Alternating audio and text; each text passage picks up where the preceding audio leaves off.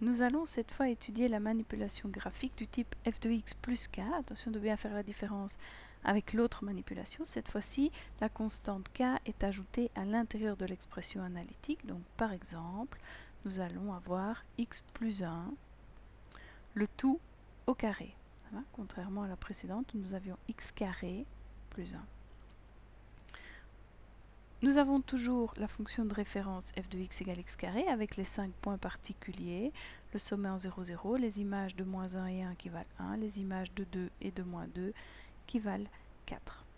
Si je remplace k par 1, comme je viens déjà tout juste de le faire, on constate que la parabole rouge subit une translation d'une unité vers la gauche, représentée toujours par les petits vecteurs verts en pointillés. Donc chacun des points de référence a subi une translation d'une unité vers la gauche. Si k égale à 2, je constate que le vecteur de translation, donc cette fois, a une longueur de 2 et la parabole continue à se déplacer vers la gauche. Si k égale 3, pareil. Si k égale 4, on constate toujours le même sens de variation. Je reviens maintenant à ma parabole initiale, f de x égale x carré.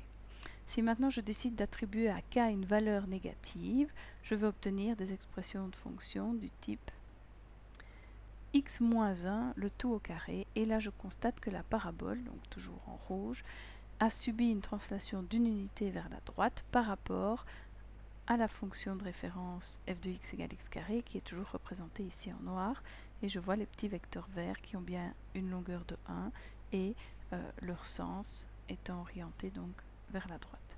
Si k égale à 2, eh bien nous avons cette fois la fonction f de x égale x moins 2 au carré et la parabole s'est déplacée de 2 unités vers la droite par rapport à la fonction de référence.